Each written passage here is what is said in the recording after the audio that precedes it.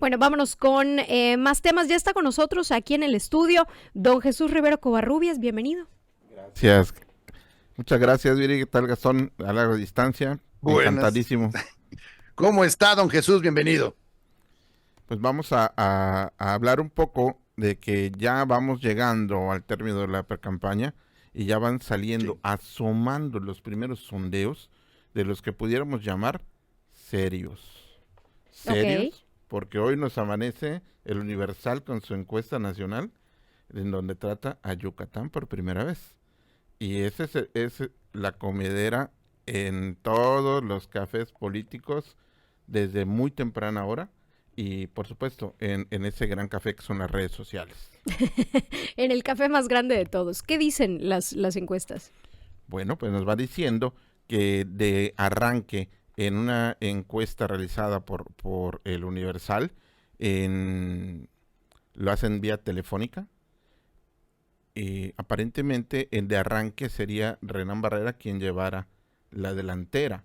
Ojo, y que esta encuesta, que es la más seria de todas las que hasta ahora se han mostrado, porque aparentemente es hasta cierto punto imparcial, le concede al candidato de la Alianza PAN-PRI el cerca, una diferencia de aproximadamente 8 puntos y tantos puntos, Ujú. ¿no?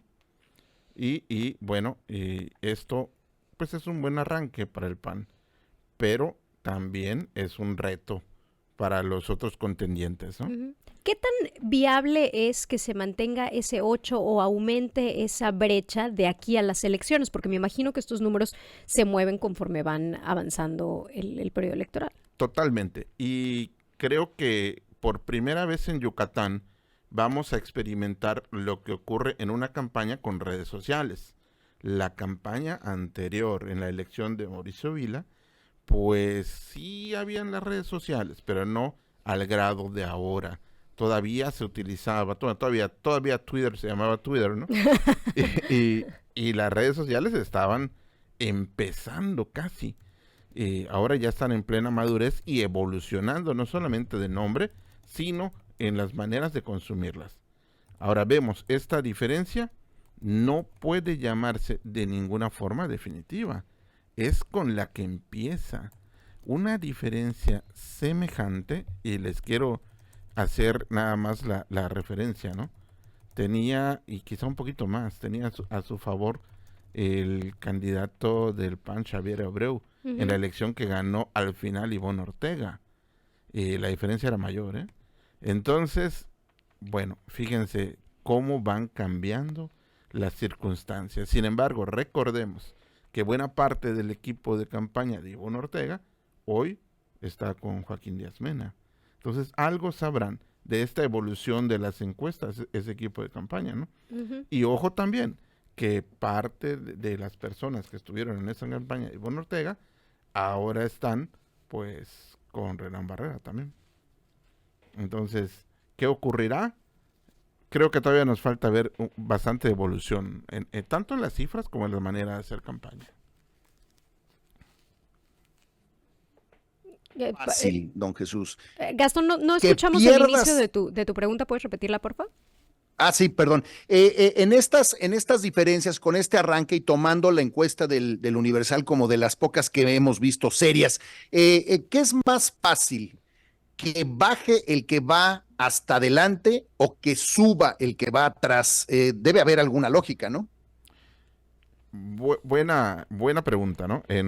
Aunque pudiera parecer que llegan a un mismo punto, electoralmente vamos a considerar lo siguiente. Me parece que vamos a entrar ahora a un periodo de guerra electoral más intensa. Aunque estamos en una etapa en la que tradicionalmente todos los equipos de campaña, entre comillas, descansan.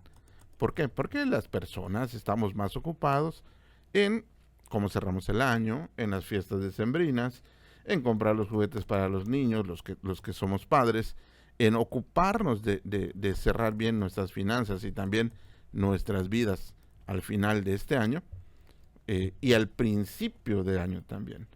Generalmente las campañas tienen un impas a finales de diciembre y retoman un poquito después de la primera semana de enero. Aunque no quiere decir que todos estén echándose en su hamaca, ¿no? Al contrario, este es el momento en que las campañas se empiezan a redirigir. Ahora, ¿quiénes tienen más para crecer? Yo me aventuraría a decir, fíjense, de la misma encuesta notamos que uno y otro bando que hoy son los que están hasta arriba, pues ya no tienen tanto de dónde crecer.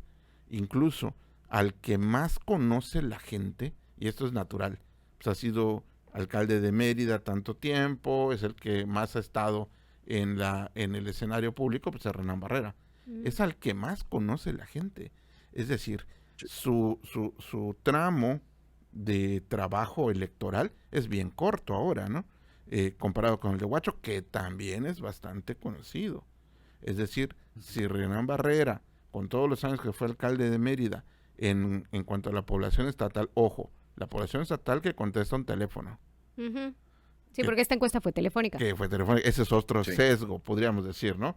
Que si tomábamos en cuenta dos universos sin predisponer y sin prejuzgar, pero dos universos de votantes bien definidos, por ejemplo, los jóvenes entre 18 y 25, que digamos que sean los que están más atentos al teléfono de sus casas. Para empezar, vamos a ver quiénes tienen un teléfono. Que ya son los menos, Funcionando. Teléfono en casa está más difícil. Claro, esos son los sesgos de las encuestas telefónicas. Sí, claro. Que también se suplen con ciertos parámetros de certeza, ¿no? Pero ese es un tramo interesante. Y el otro, pues son las personas que no utilizan ese tipo de medios para comunicarse en el interior del estado, en las comunidades rurales, que ese siempre ha sido un segmento que a veces hace diferencias interesantes a la hora de los resultados de veras. Entonces, podríamos decir que si bien es un disparo de arranque que marca una tendencia de ventaja inicial para Renán Barrera, no puede dormirse en sus laureles, ni hay tales laureles. Esto me imagino, desde luego un estadista me mataría por decir esto, pero esto me imagino que no es trasladable a la preferencia que pudieran llegar a tener los votantes al momento de votar por el Congreso, o sea, por las diputaciones o por las senadurías, hablando en términos de color, solamente por esta idea que muchas veces se tiene de que votamos por los colores más que por las personas. Bueno, venía escuchándoles a nuestros compañeros que estaban en el segmento anterior. Y hay una cosa interesante porque el votante a nivel nacional tiende a diferenciar esta votación para el Ejecutivo, para el gobernante y para el Congreso. Tan es así que vemos casos como el que hace poco se puso de moda en la opinión pública, ¿no? Del estado de Nuevo León, en donde claramente los votantes dijeron: yo no quiero que me gobiernen ni el PRI ni el PAN, pero no quiero que en el Congreso Movimiento Ciudadano tenga todo el poder. Uh-huh. Que es lo que ha venido obstaculizando, le voy a llamar así, al gobernador de Nuevo León, uh-huh, hacer lo que él quiera hacer 100%.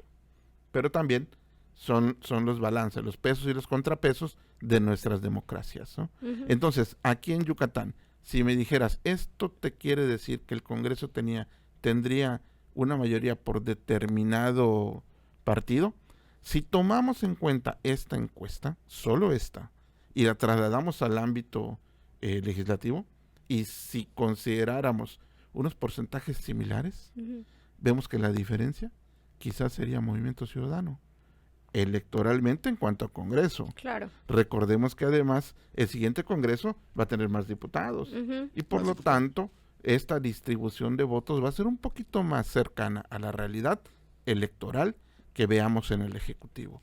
Ok. Aparentemente. Don Jesús, pues muy interesante, muchísimas gracias. Nos vamos a tener que ir a un corte, pero pues hay que estar pendientes, y sobre todo esto creo que es importante, y lo tratábamos ayer también con Francisco Lezama, la importancia de entender y saber qué detectar en las estadísticas y sobre todo en estas encuestas para tomar una decisión de qué tan creíble, sino porque en la guerra de encuestas nos hemos de morir todos. Sí, sí, sí. Y nada más complementando, como un último apunte, reitero, que es una cosa interesante de observar. La misma encuesta nos dice, estos dos punteros ya no tiene más para dónde avanzar. O sea, lo que ocurra, y por eso pienso que vamos ahorita rumbo a una batalla encarnizada, tendrá que ser entre los propios seguidores de ellos. Sí. Solo les queda a ver quién pierde más. A ver quién Exacto. pierde Qué más. interesante. Vamos a estar pendientes de eso. 8 de la mañana con 45 minutos. Don Jesús Rivero Covarrubias, muchísimas gracias por sus interpretaciones. Lo siguen @JesúsRiveroC en X y en Facebook como Jar Covarrubias. Muchísimas gracias. Gracias a ustedes y al auditorio. Vamos a hacer una breve pausa. Ya regresamos aquí a Primera Hora.